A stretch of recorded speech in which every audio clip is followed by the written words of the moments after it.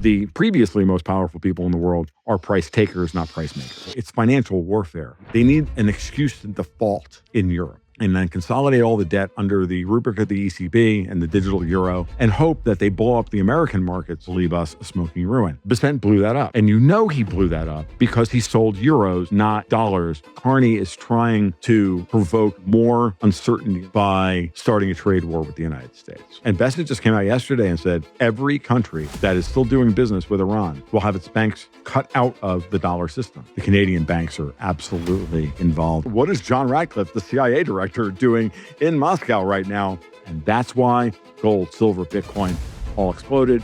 Geopolitical analyst Tom Luongo is back to break down what Treasury Secretary Scott Bessent just did to the yen, the euro, and a trade that nobody was supposed to see.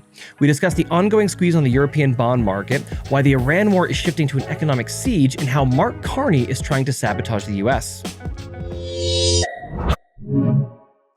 All right, good morning, Tom. Thank you so much for jumping on with me last minute. I needed to have you on because it seems like there's so much going on in the dollar system right now, and I can't actually make sense of it all. So we've got the US Treasury is looking at doing buybacks. Iran seems to be moving from a kinetic front to an economic one with Operation Economic Outcast, and trade negotiations with Canada have outright collapsed. So to kick off the conversation, what's your read on the recent actions taken by Treasury Secretary Scott Bessent?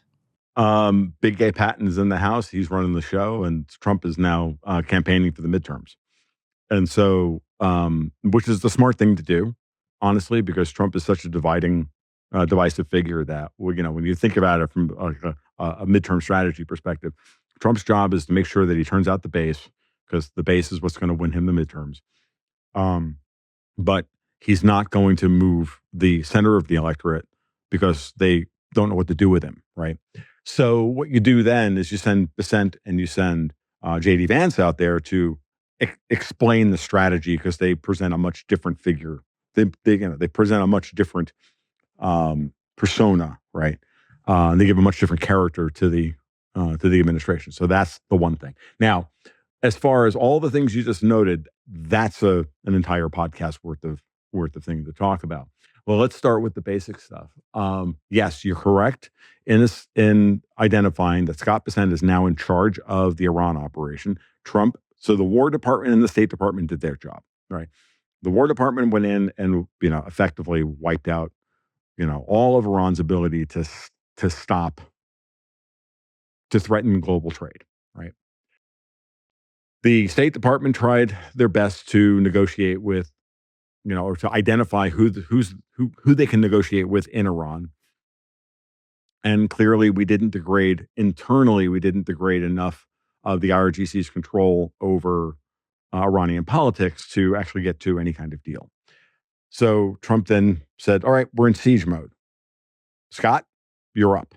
Because once you're in physical siege mode, you're now in economic siege mode. So now let's talk about the last 3 weeks, or basically all of August. Let's go back to the intervention on July 31st. So in the middle of July, it was pretty obvious that we were watching a short yen, short U.S. long-term treasury trade that was systemic. It was structural. Someone was running it, because that trade should not normally happen. Like if you're using the yen to play the carry trade, it should be, borrow yen short to go buy the long end of the U.S. yield curve and and pocket the spread. So you widening them out is at the same time weakening the yen and widening the U.S. Treasury yield curve doesn't make any sense unless you're the Europeans trying to hold the spreads constant, where you can make that trade constantly work for you, because as the yen weakens and the Treasury weakens, and if you're in the middle, using German Bunds as collateral or something else as collateral, right? Then, or as the third leg of the trade, then you can make money on both legs of the trade, and write the headline: Japan is imploding, the U.S. is imploding, but Europe is stable. Okay, that's the game that they've been playing. Bessent blew that up, and he blew that up because he sold euros, not dollars, to support the yen. Okay, and what he did was he forced them to respond by strengthening the euro yen cross because what he figured out was that they were naked short in the euro yen market. They were rigging the FX market to rig the bond markets.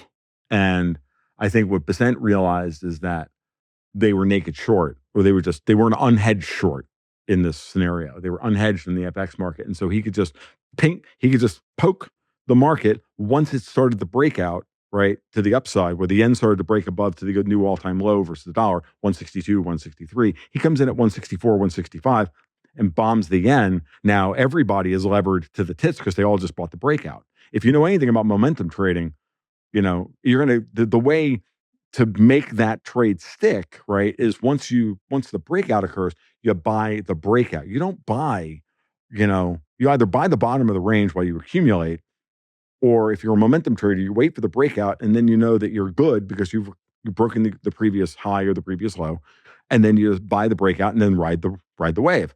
And so what Bessent did is he used all of those people against the Bank of England, the ECB. This is my thesis. You can disagree with me if you want, but this has been my read on the situation. And he was able to use that leverage against them because when you're naked in the forex markets, you're not buying $100 worth of yen to make $105 if the yen depreciates by 5%. That's not what you're doing. Your leverage is 100 to 1, 1,000 to 1, whatever. That's, when you FX trade, you're putting $20 on the table to make 10,000. That's the way that works. And so all that leverage on the upside, if you snuff it, it's going to force those guys to go to a short the yen to have to now cover. And then $5 billion worth of intervention or total from the Bank of Japan and Bessent, $40 billion turns into $400 billion worth of liquidation. And that's what we've seen. And if you look at it, what they've had to do since then is rig the euro yen cross back from the low 180 area, or 179, 180, when it was desperately trying. Bessent intervened to bring the euro yen cross below the 180 floor. They had set a range on. If you look at the euro yen cross for the last 6 or 8 months, since the Iran war started, by the way, this is the way this has been. It's been in a really tight range between about 180 on the downside, 186 on the upside, and with a sweet spot, like 183, 184. That's where they wanted it. They were rigging that market. And so Bessent, if you go look at the daily chart, it's sitting there staring you in the face. Bessent moved the market down to like 178, 177. Immediately within like 20 minutes, the ECB or the BOE or somebody had to come in and pop that thing back up. Now it's trading back at the upper end of the range, about 185, 186, because the euro and the pound are both, through the roof in response to this.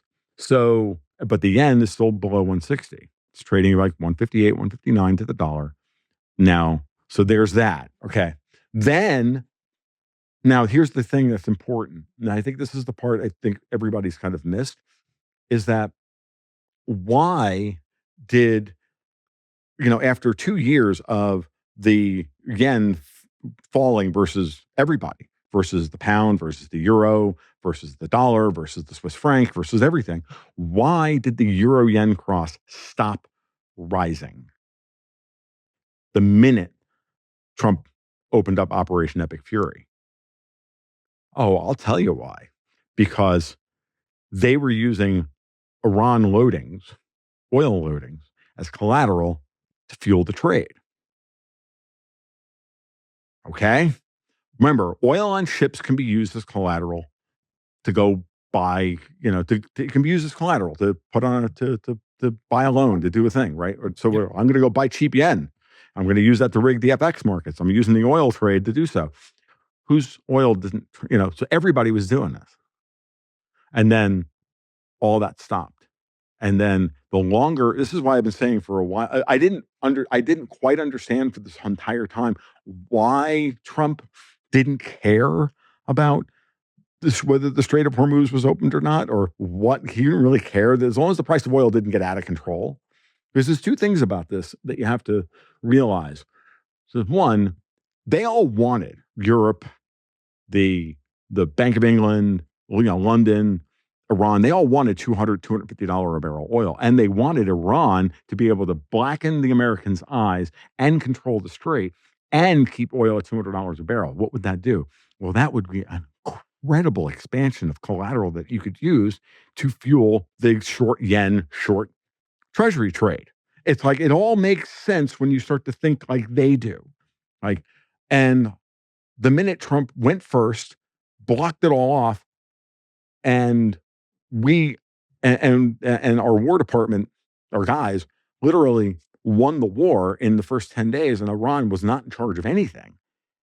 Now, the only people who can't export oil through the Strait of Hormuz is Iran. Guess who's on the other side of that trade?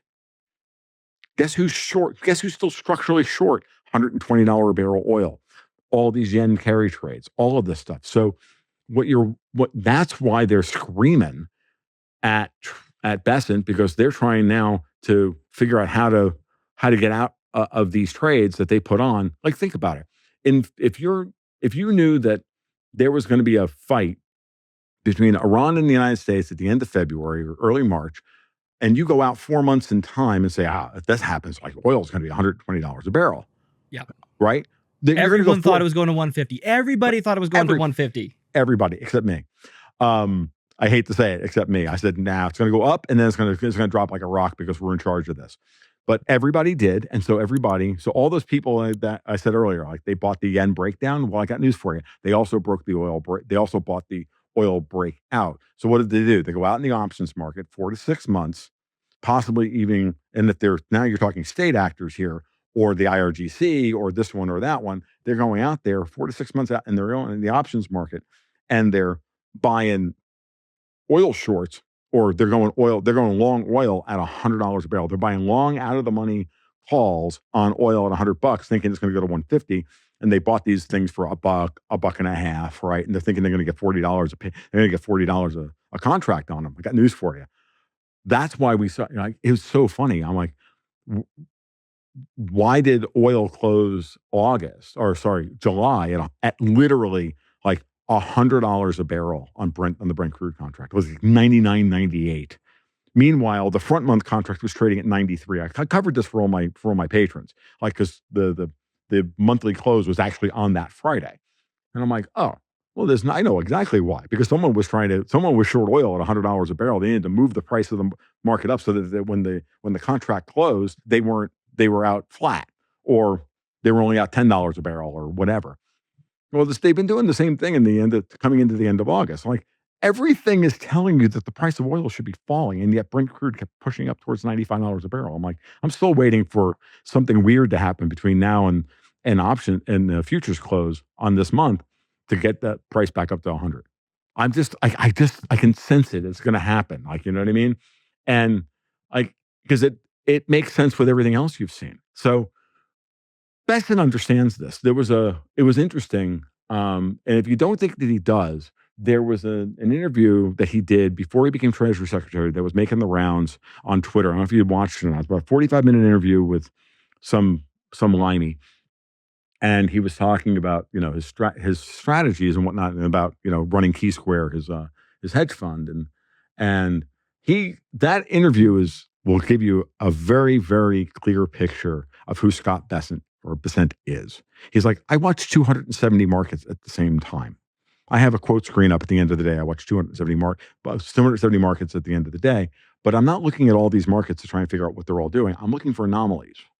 I'm looking for discordant information. I'm looking for signal out of all the noise. There's 270 markets, and only 3 of them are going to give me signal. I mean, he's not saying that, but he's like, but I know exactly what he's doing. He's looking at these markets and looking for discordant information. It's what I do.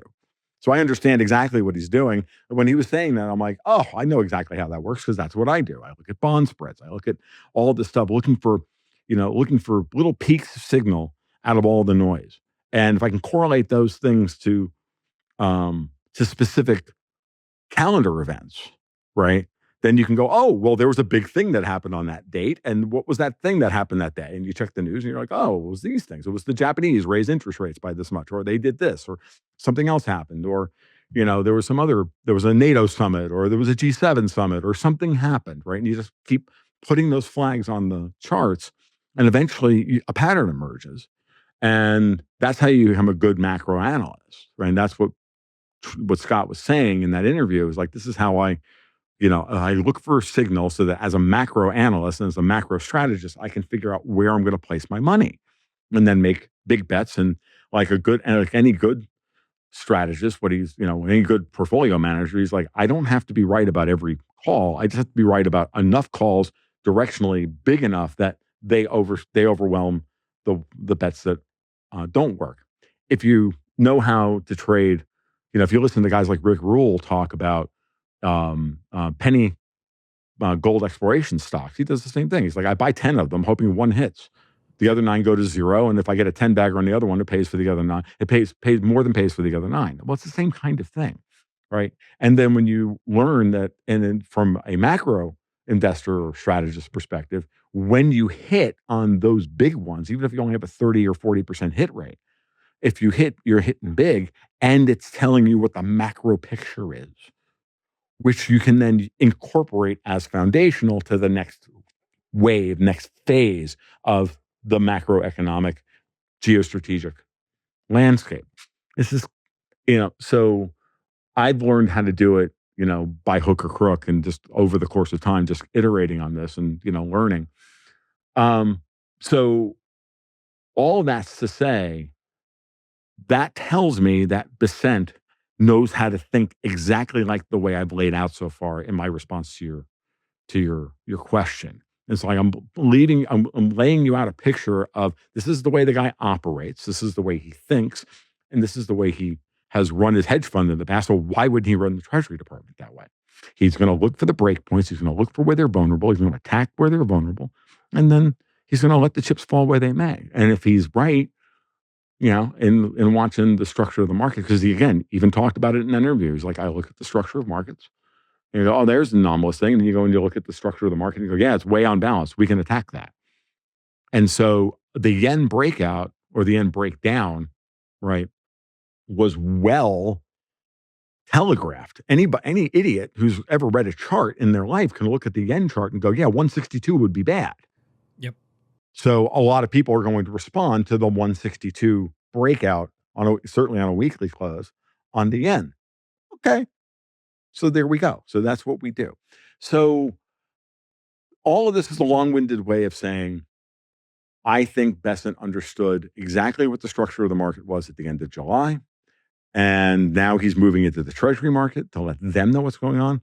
I'm going to give a hat tip to my friend Brent Johnson over at Santiago Capital, because Brent put out an article, I think it was yesterday or the day, today's Tuesday, right? So it was yesterday.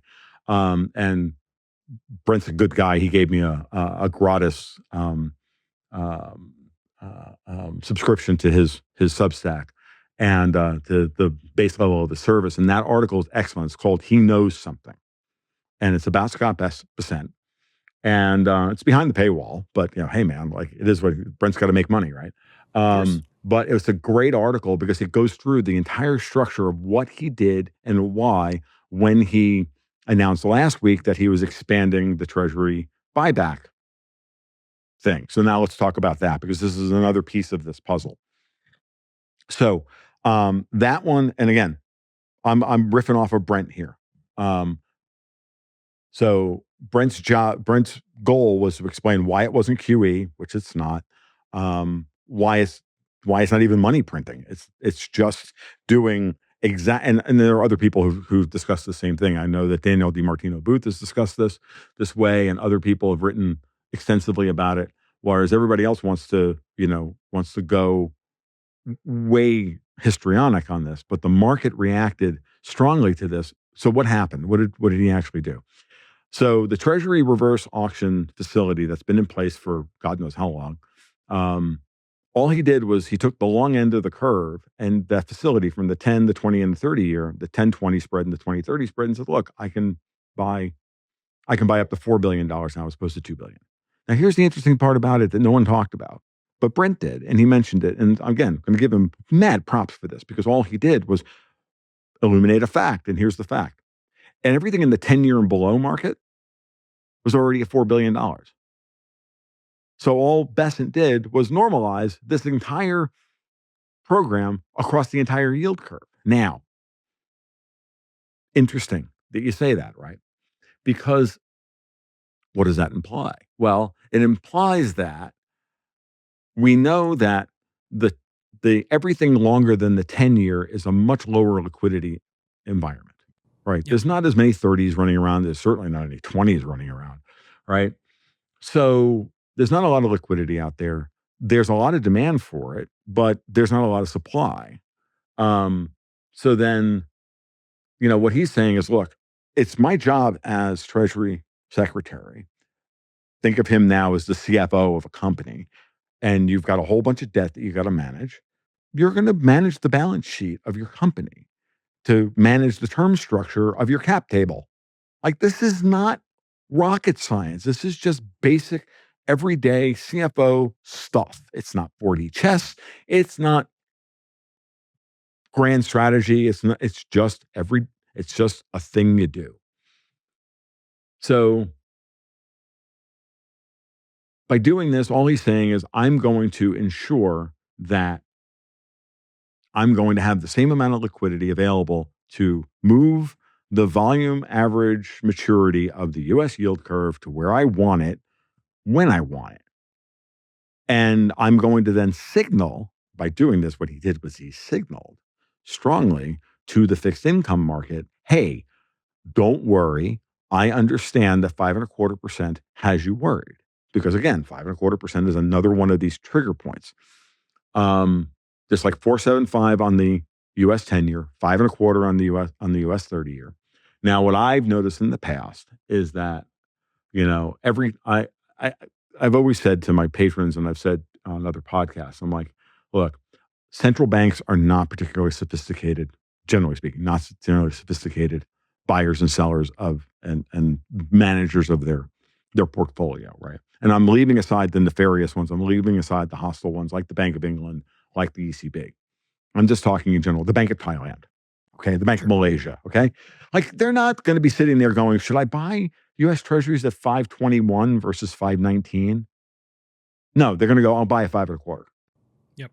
I'll buy a 5, right? They're thinking, and I use the phrase setting up on the quarter point. Like, they set up their buy schedule, to defend their currency and defend everything on the quarter point. So whenever people start, getting histrionic on Twitter and they go, oh my God, the 10-year hit 517, or 30-year hit 517. I'm like, wake me when it gets to 525. When it gets to 525, we have a decision point in front of us. That's important. If it goes through that, which it did, that requires some form of reaction. Either there's some structural, it's implying there's a structural problem, or that the Treasury or the Fed's going to have to come in and do something about this. But here's the thing. If there's not enough liquidity in the market, because statutorily the Treasury Department has got their hands tied and say they can only they can only do reverse auctions and on $2 billion when they can, there's more liquidity in the shorter end of the yield curve. Well, that's going to bias how people attack the long end of the yield curve if they have bad intentions, right?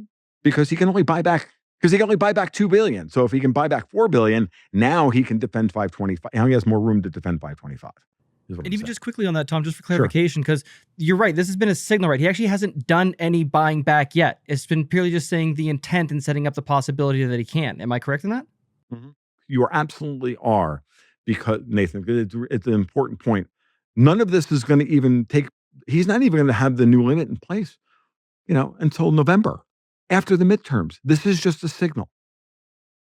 So, like the intervention where neither the BOJ nor the Fed raised interest rates, or even worse, squeezed the carry trade by having the BOJ raise on the low end and the Fed stay constant, and then squeeze the carry trade, which, by the way, go look at the Japanese German Bund 10-year spread and tell me that someone wasn't about to lose their ass if the Japanese raise interest rates by 25 basis points, because that spread's only 30 basis points. Ooh. Right. So the Japanese are actually in the driver's seat because they can just let the long end of the yield curve rise. So once it gets above a certain level, this is why, again, why would the Bundesbank then be incentivized to be managing the euro-yen cross and the German Bund Japanese carry trade spread, the Japanese JGB spread, if we were still at 70 or 80 basis points, So now you know why the market was screaming for Kevin Warsh to raise interest rates by 25 basis points, because they were scared that the BOJ was going to raise and squeeze the carry trade. So they wanted them both to go up by a quarter point as opposed to the pincer move. And I said, going into this, I said to my newsletter subscribers and other people, I'm like, dude, if I was in charge of this, if I were Kevin Warsh and I were Scott Bessent, I'd be like, we're gonna lower a quarter point at the Fed, and we're gonna raise by a quarter point by the Japanese, and watch the entire world blow up, because he had gotten the things to that, the spreads that tight, right? And the German Bund market is the safe haven market for European bond markets, right? Why I look at the U.S. German spread is because if the U.S. 10-year is the safe haven trade of the world, safe haven asset of the world, the German Bund is the safe haven asset of Europe, right? And for context too, what are you seeing? Because I haven't even pulled up, I haven't looked at the German bunds recently. What are we seeing in their market right now? Well, I mean, again, and this is the other problem. Okay, what we're seeing is that the German 10-year is trading between 320 and 325 basis points, which is the highest it's been in forever, since before the global financial crisis. It's been forever. But that's being pulled higher because the Americans pulled, the farther you pull the long end of our yield curve up, they've got to rise with it, right? They've got to rise with it in order to keep the spreads somewhat. Now, understand that over the course of the hiking cycle since Powell started hiking rates back in 2022, that spread collapsed from 2.1 or 2.2% between the U.S. and German down to like at times 1.3, 1.4. It's trading between 1.4 and 1.5 right now. And Lagarde is desperate, I think, to hold that area, because if it goes lower than that, again, other trades start to fall apart. It starts to put pressure on their banking system, starts to put pressure on pension funds. What I'm getting at here for the TLDR, for the people who don't understand 90% of this shit, it comes down to this. We're squeezing their nuts in a vice over bond spreads because they know full well that if that happens, you're going to blow up German pension funds. You're going to blow up this. You're going to blow up that. They're trying to promote the idea and manage everyone's perspective that Germany, for example, is still a safer market than the United States. Now, that's laughable on the face of it, given that the Germans are now paying almost $11 a gallon for diesel fuel. Again, which ties right back into Iran, right? Because, hey, and the thing I don't even understand at this point is, well, I do understand it. It's just they're vandals. They know that they're trapped if this system that I just described can't continue, right? And slowly but surely they're just being bled out with all of these spreads tightening against them. So what do they need? They need a war to blow out all the spreads, to make capital move. They need an excuse to default in Europe, and then consolidate all the debt under the rubric of the ECB and the digital euro, stiff all the bondholders and move on. And hope that they blow up the American markets in the process. And then if they go for the default and cleaning of their balance sheet, they'll be the first ones to come out the other side with a quote unquote clean balance sheet.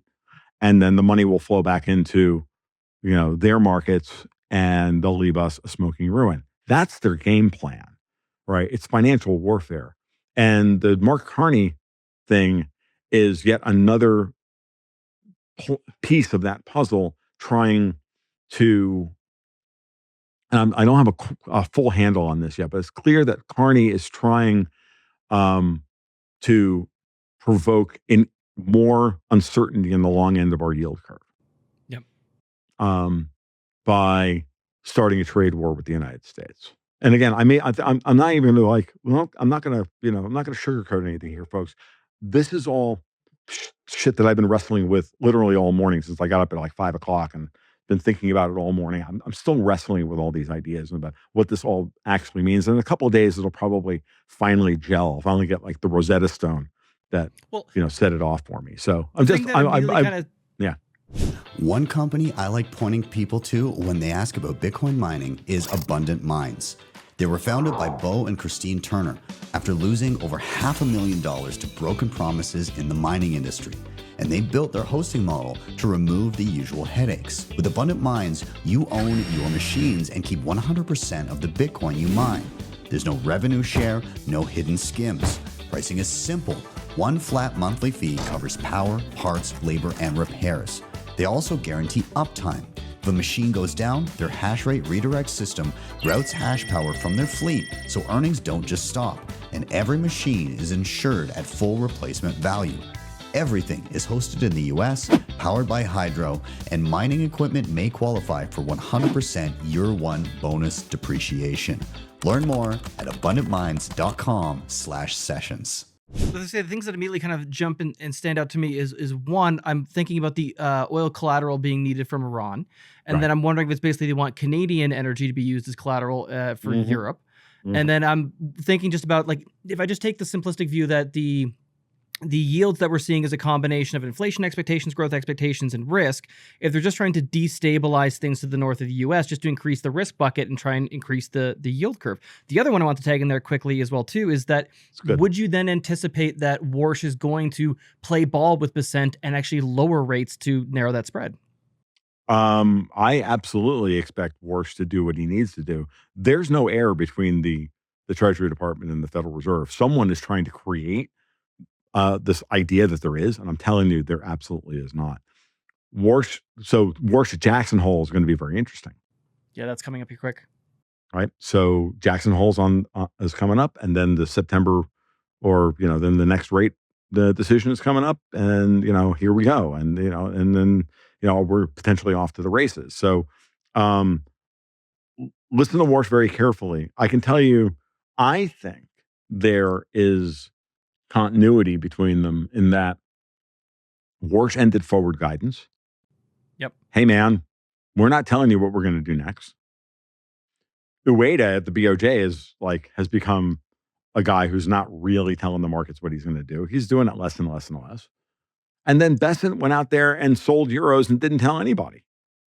The same way Powell didn't tell the East, didn't let Europe know that he was bailing out or brokering the deal to move Credit Suisse into UBS back in 2023 when all that went down. Like these, or 2024, whenever it was. Like these moments in time are telling you that we're operating without their consent. Okay. And that sometimes these operations occur and they think they're dialed in to everything because they think they have their trader network or their spy network or whatever it is. And, they're people that they can, get the information from. Powell's biggest problem is Fed chair. I wax eloquently and poetically about some of the things that Powell did, but the one thing I never agreed with him about was that he held the market's hand like the entire freaking time. And now Warsh is saying he's, not going to do it anymore. And Bessent's not telling anybody. And so Bessent's the guy out there telegraphing his big move saying, oh no, we're going to take you out. So here's one for you. Your point about Canadian oil collateral is great, except the fact that most of the Canadian oil that goes east flows to the United States. Yep. And Bessent just came out yesterday and said every country that is still doing business with Iran at all will have its banks cut out of the dollar system. Now, I got news for you, folks. The Canadian banks are absolutely involved in this at every freaking level. Okay, walk us through that because I agree, but I want to lay it out. It's not. Let me put it to you this way. I don't know that for a fact. This is my instinct. We're going to know whether that is correct or not. My instincts are telling me this is the case. There's no way they're absolutely involved in every other angle on the drug trade going back. Matt Arrett has done unbelievable work, forensic work over the last 200 years about how the Canadian banks have been intimately involved in, with the Bronfman family and, running liquor during Prohibition and the drug trade and everything else. Why wouldn't they be involved in the oil trade or anything else that Iran happens to be involved with? Like, why? And again, the Crown. This is where I come, where it's obvious that there are fingerprints everywhere. yeah, some of this is inferential. Some of it is just like, okay, so where do you think the money's flowing from and through? What banks? Where's this going? If you want to launder this money so that you can pay guys on the ground around the world, like at the end of the day, one of the things I was thinking about as I was trying to write about this for the last couple of days is, and this is a point that my friend Alex Craner used to make all the time. When we used to talk about this 2-3 years ago, it's like, look, at the end of the day, you can run drugs and people and money and guns and this and that and everything else, but at some point, it can't move at the speed of cash. It's got to move at the speed of the banking system. Meaning you have to be able to move $5 billion around the world from one side or the other. You have to make payroll to pay this guy over here. Money has to move faster than the speed of cash. And it can't be just a cash-based business because cash is easy to intercept once you know where it's.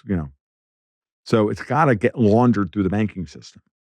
So everybody's banks at some level are a part of it. And if you're going to, let's just call a spade a spade. There's a lot of the real offshore banking network, the real shadow banking system happens everywhere. In the Caribbean, off the coast of Venezuela, like it's everywhere. And that's what Bessent is doing is saying, look, the first thing he did during all of this was to start sanctioning the Gulf states who were laundering money for the IRGC or managing money for the IRGC, especially in Dubai. That got shut down. Now he's going to shut everybody else down. And then God knows how much money is actually available and is on the table here. I don't know, but I can tell you that it's got to be a lot because of the way everybody is acting, right? And it's like the biggest, it's like the worst, it's like the worst kept secret in the world that, in all the column inches and all of the thousands of words and the hundreds and thousands of hours of podcasts that people have gone through that have done since the beginning of the Iran war, did anybody ever ask the one basic question? How in the actual fuck was Iran getting any dollars? Because they need dollars to pay. You think the IRGC guys with their kids in, French private schools, like, you think they're not interacting with the dollar system or, whatever. These guys have their kids everywhere. Like they have their families don't live in Iran. They live, come on, they all live the high life outside of Iran, and they need dollars. And it's no different than any other organized crime family. I don't care if we're talking Iranian or Italian or Russian or Chinese or there are mobsters everywhere. There are Mexican cartel guys. There are cartel guys everywhere, and they all need dollars because that's what makes the world go round. And so, how are they all getting them? It's a good question. And no one wanted to ask that question. They all wanted to get on their morality high horse and scream that this was unfair. Fuck fair. Like all of this is being liquefied by the US taxpayer because every goddamn bit of this is being the money flow for all of this stuff stems directly from the US taxpayer. Because without the US taxpayer putting the money into the free and paying the coupons on the treasury bonds, none of this money moves around. So, and don't get me wrong, the Canadians are paying for it, the French are paying for it to a lesser extent, the Britons are paying for it. Everybody's paying for this. But the lion's share of that money, as we've come to find out, is coming from the American taxpayer. And that's when we start looking at the amount of fraud that's been flowing through the NGOs, right? The social welfare departments and all this Medicare fraud and Social Security fraud and this. I was gonna say, wasn't there something quality from RFK centers recently? and what's that? Yeah, wasn't there something from RFK recently on Medicaid fraud? Yeah, yesterday. It's like there's a couple of million people on doing Medicaid fraud. We have over 1 million people that are receiving Obamacare that don't qualify for it. We have dead people getting Social Security benefits. Like it's just the amount of fraud is staggering. I mean, I tweeted on it yesterday. It was that RFK thing. It was RFK and Dr. Oz. And I said, dude, like we are so going to balance the friggin' budget once we get rid of all the fraud. I mean, because when you got I know. And Nathan, I think going back to when you and I first did the first time you invited me on the show, it was early in the whole 5 basis points to change the world thing. I remember saying I had a period of time, like probably in 2022, 2023, just talking regularly on podcasts, like, look, folks, the world wants the United States to get its fiscal house in order, right? If we stop spending money at 7% of, in excess of 7% of GDP, if we stop spending that amount of money, if we rein spending in by $500 billion this year and another $500 billion next year, do you think the world's going to put their money in the United States, or they're going to put it in fucking Malaysia? They're going to put it in the United States, because the United States is obviously the place to put their money, is where they're going to park their money. Like, they want us to do this. So everybody arguing that we can't do this is selling you something, because it's very clear that the fraud is off the charts. No, it can't be that bad, Tom. Really? You watched the 2020 election and don't think that the fraud is off the charts. You watched the Romanian elections and don't think that these people don't have their thumb on the scale of freaking everything out there, the thumb on the pulse of everything out there. Give me a break. Of course they do. Like, we're living in a world where everything is fake and gay, and you're telling me that we can't fix this stuff. I call bullshit on that. And I think that's a fair way of looking at it. How about we fix it? How about we, 20 billion here, 20 billion there? Soon we're like, before we know it, we're fixing the economy. And the interesting part about this is something I haven't really written about, and I haven't really talked about very much, but I spent an hour with Grok one morning, and I said, okay, Grok, talk to me. What's going on with the budget? Where's our budget deficit for this year? Okay, it's bad. That's terrible. All right, fine. Payments. So are payments expanding at a greater rate than outlays? How fast are payments to the United States, including tariffs and everything else? How much are they expanding year over year? About 4%. Okay, that's interesting. How much are outlays increasing?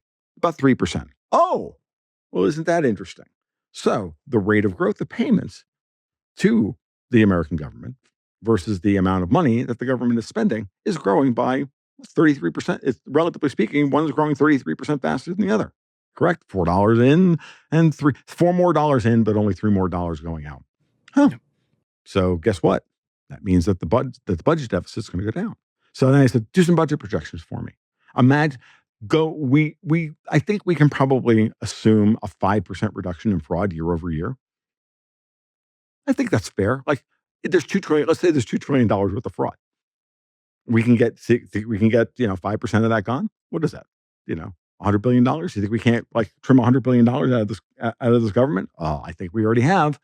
So let's cut $100 billion out, keeping those same growth rates in place.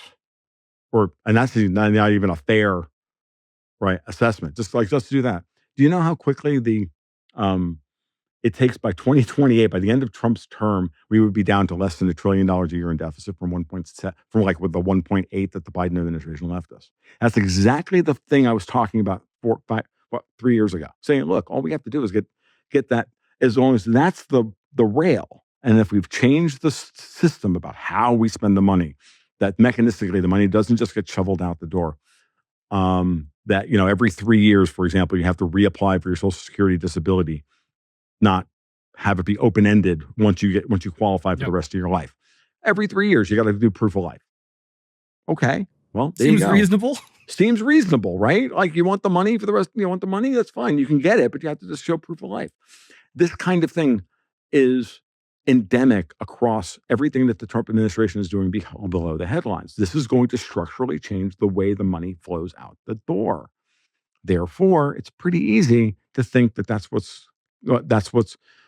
the path we're on, regardless of whether we win the midterms, regardless of whether or not, regardless of who even wins in 2028, regardless of whether or not the Strait of Hormuz is open, or the United States government is immoral, or this, or deserves to be blown off the face of the planet, or I don't care. At this point, I just don't give a shit, folks. Like, we've all been gaslit by a bunch of evil friggin' people who've been pulling cash flow on top of cash flow on top of cash flow of our tax dollars, and I'm tired of paying it. And I'm here to tell you, I'm done, and I'm done hating myself for being the world's bitch. That's it. There you go. That's my thesis. Go ahead, tear it apart. I'm done being someone's bitch. I absolutely love that. I think that's wonderful. Speaking of money flows, there was one part that I wanted to jump back and kind of highlight. I do want to make sure that we get to gold and Bitcoin's recent response as well too, because both are catching a bid. Absolutely. But specifically jumping back to the money flows, the one thing that I noticed I don't think was included. I think there was like 60 institutions or designations within Bessent's what is it? Economic isolation. I forget what he called it. Economic outcast, Operation Economic Outcast. But what seemed to not be in the ones that he directly mentioned was China, which I figured would have been the absolutely one of the ones working directly with Iran. That would be the ones that he's going after. And what my brain is trying to tease apart, but I don't quite understand or know what's happening here, is the relationship between China, Iran, Canada, and the U.S. I think if I remember correctly, I think it's TD Bank has more locations in the U.S. than they even have in Canada. So it seems like we're just a way to get access to not only the U.S. banking system, but also get access to the U.S. markets. And I'm pretty sure that we got Chinese goods that are coming into Canada and then just flowing down south below. So yes. I'm wondering if you've landed on anything with regards to China's relationship to all this mess kind of going on. I know it's a lot, but that's the threads that were coming together. It's actually not that complicated. Let's go back to earlier in the year. Before Trump went to Beijing. That's right, yes. Mark Carney went to Beijing. Mark Carney comes back with a deal that apparently on whatever the goods were that he cut it the small deal, and everybody made fun of it, and rightly so, because he got treated like the help. But Carney got something that he wanted, which was he got a deal with China that contravened the USMCA. Okay. And now he used that as an excuse to blow up the trade talks. So clearly that was his goal. Trump goes to Beijing and gets a hero's welcome and, a big state thing and yada, yada, yada. Xi is coming to the United States next month. Carney's clearly been trying to use China to get them to invest in Canada, using the European Union, trying to bring Canada in to be the thing that controls, I guess, the Arctic or whatever. I don't know whatever these people are thinking, but they're dumb. He's got to try. So the Canadian part of this is clearly the squeeze play. They're trying to create the failed state and porous border for the flow of goods and services and money and everything else from Canada, and basically because Trump's cleaning up Mexico, and the Chinese aren't really playing along. That's what I've seen. We'll know more about this after Xi visits Trump. Now, let's set our focus into the next month. Actually, before we do that, let's talk about why John Ratcliffe is in Moscow right now. Please. Yeah, think about that for a second. I saw that this morning. What is John Ratcliffe, the CIA director, doing in Moscow right now when the Ukrainians are constantly shelling Russian oil refineries and making the price of diesel fuel go ugly? I think that everybody is clearly on edge about some kind of ugly false flag between now and the election. Someone wants a war desperately. Again, I've already made the argument as to why Europe wants the war. So you send Ratcliffe over to Moscow, and this is being done in the open. I was talking to Blaine Holt about this morning, and I asked Blaine about this, and he said, well, normally flights like this are pretty secret. No one knows about them. This one is being mentioned out in the open, which is another way of saying the Russians and the Americans are coordinating. And they both know that whatever you think you have planned, MI6, French intelligence, Mossad, or whomever, or all of the above, including the CIA, not the rogue elements in the CIA. Rogue elements in the CIA are the Patriots. Right. I consider the CIA a treasonous organization with some rogue patriots inside of it.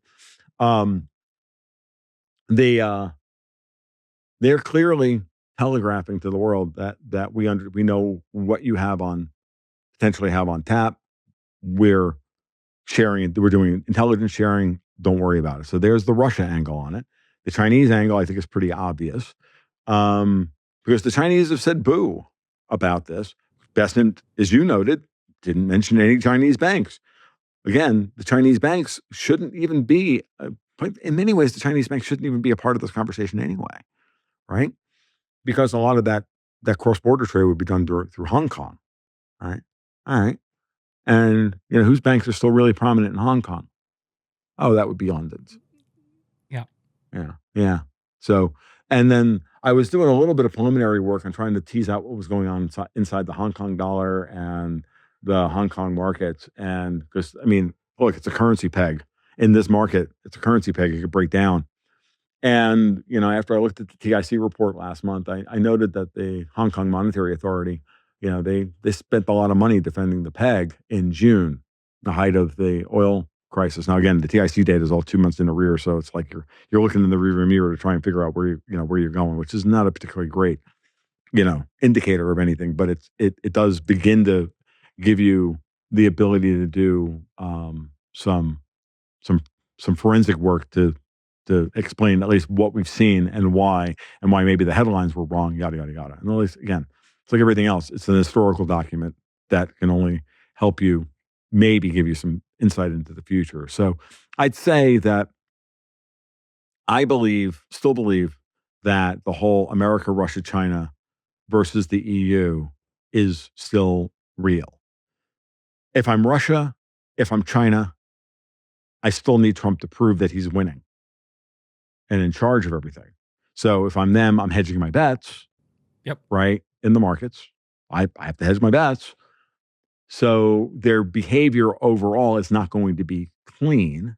And so you will be easy for people to see them making, and, again, if your perspective is America and Chinese and, it's BRICS versus the Americans, or it's BRICS versus the West, which I think is a terrible framework.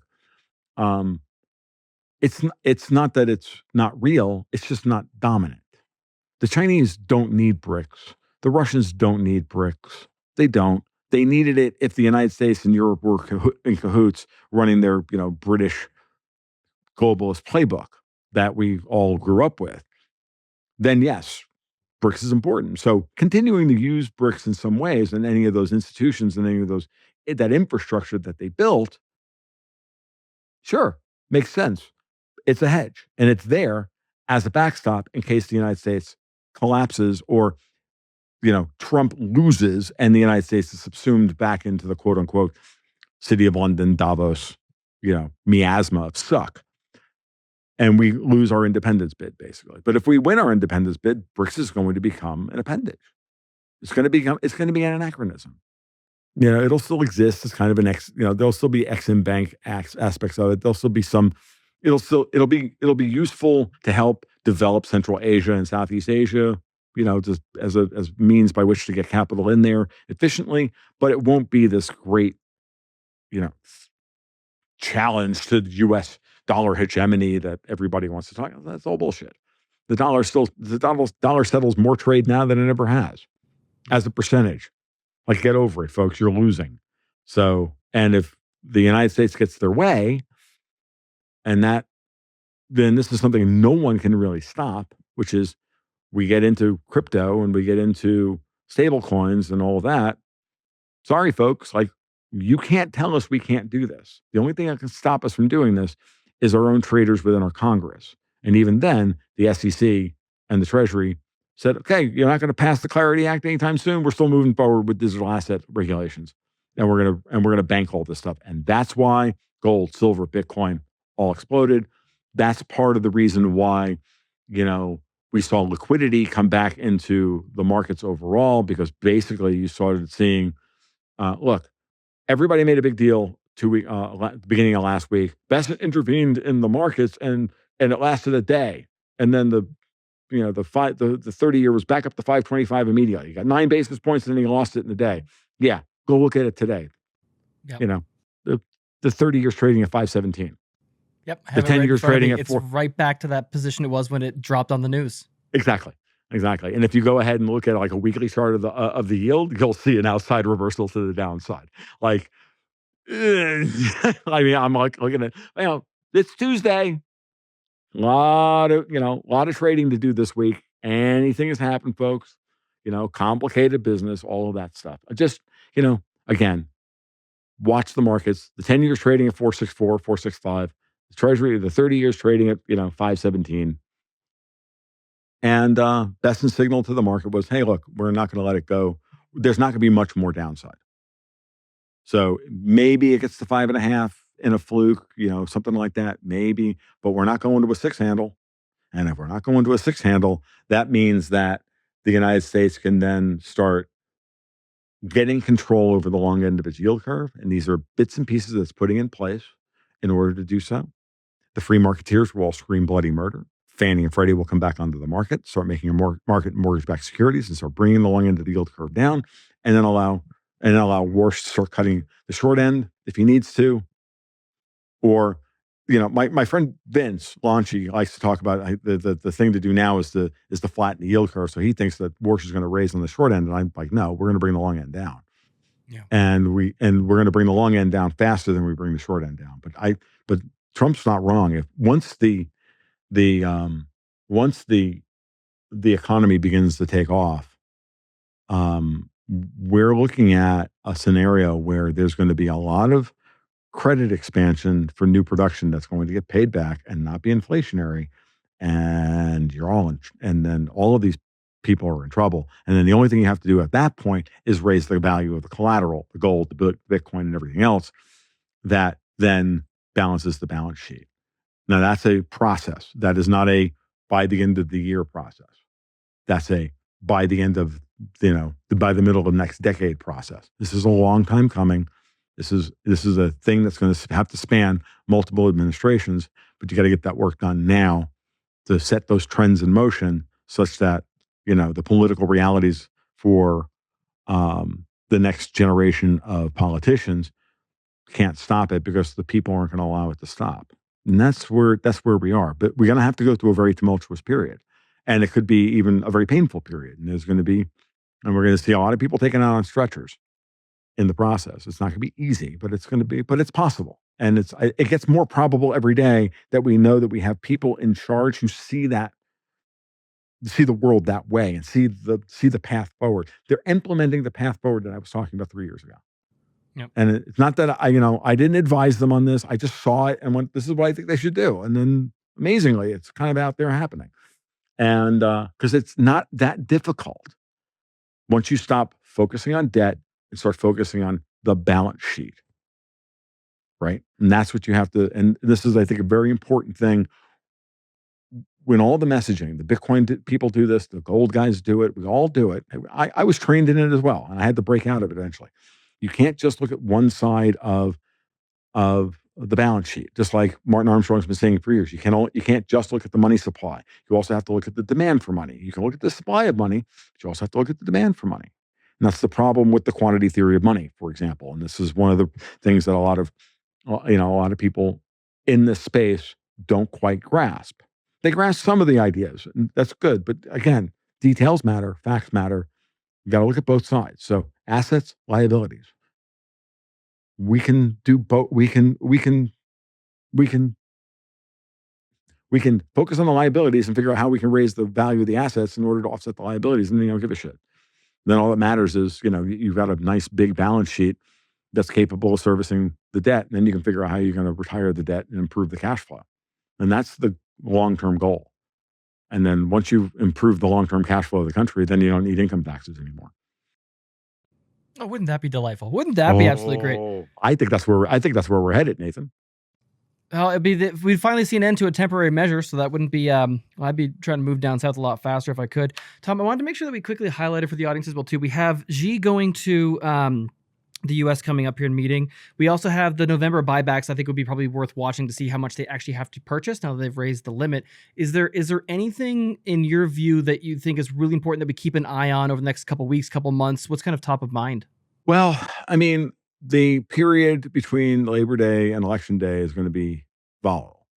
People are everybody's going to throw everything they have on the table. Like if everybody's in a use it or lose it kind of scenario. So this is why I'm worried about things like I'm still worried about things like false flags. I'm still worried about those things. But what I would simply put, like, watch oil. Again, watch the important markets. Just watch gold, silver, Bitcoin, oil, the euro, and just watch these markets trade. Watch the 10-year yield. And watch those things occur. And when someone's always pointing you at the US, go look at something else. And always ask yourself a simple question. Yeah, things in the US are bad. Compared to what? Compared to Germany? Compared to the UK? Compared to what? And when you do that, when you make that structural leap and that intellectual leap, you go, oh, well, yeah, obviously. And then you get Brent Johnson and the dollar milkshake theory, because compared to what? It's all he's really doing is asking is compared to what? And it's a great phrase. And so I would just like watch technical levels. This is why I try to teach my patrons how to read, even just a rudimentary ability to read charts without all the nonsense, without all the chart art and everything else. Just look at the candlesticks. What's the story telling you?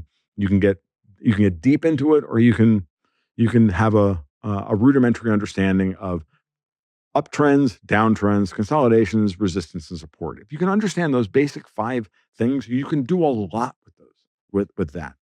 And, then all you have to do is identify when breakouts occur and when reversals occur. And that's why I said earlier, like I'm watching the 30-year this week. If I get an outside reversal on the 30-year yield, US yield to the downside, forget it. Like I'm going along TLT. Yep. Like, what am I, 12? Of course I'm going to go along, because I've got the most powerful people in the world. The markets are supporting the most powerful people in the world. And we're finding out that the previously most powerful people in the world are price takers, not price makers. Okay. That's a macro strategy. It's a macro thesis. Run with it. And if it doesn't happen and the 30-year yield goes to 5.5, well, this whole podcast was useless. And I don't know a fucking thing about anything. And you guys can all tear me apart in the comments, and I don't care. Like, no, seriously. We got the falsifiable. We got the what is it? The Jesus Christ, I'm blanking on now. It's like the antithetical hypothesis. I'm blanking on it. Null hypothesis. There we go. And there's your null hypothesis. I wouldn't say 5.5. I would say, honestly, 5.75 or even a 6 handle on the 30-year. If we get into it, any kind of liquidity crisis where like somebody's sovereign bond market blows up of any size, like we could, anything's possible. I most likely think that we would see a rush into U.S. liquidity, into the long end of the U.S. yield curve, not a selling of it, but God knows what happens. Trump could get shot, and we can go to the 6%. Like, it's possible. I don't think so, though. I think that ship has already sailed, but you never know. Okay. They best. Beautiful, Tom. Hugely appreciate you jumping on to give us a lay of what's going on with Bessent right now. Tell everybody where can they go to follow you, find your stuff, all those links. Sure. So you can start by going to my Twitter feed over at TFL1728. I promise I won't be the worst version of myself anymore. I've been told not to be. I think that's the right way of going about it anymore. Now it's time to level up and stop being a jackass. You can also go to the blog over tomluongo.me. That's where we post the newsletter announcements, and of course each episode of the Gold, Ghosts, and Guns podcast that comes out, which we're trying to do now on a weekly basis on Fridays, and of course Patreon/Gold, Ghosts, and Guns, which the links are everywhere in all of those places where you can sign up for the newsletter and the market reports. And you can, if you like what you heard today, well, you can continue to support that by having us look ahead for you as where we're going next. If you enjoyed this episode with Tom Luongo, please do hit that like button. It really helps us out. And check out the previous episode with Jeff Booth and Scott Melker, or the recent live stream.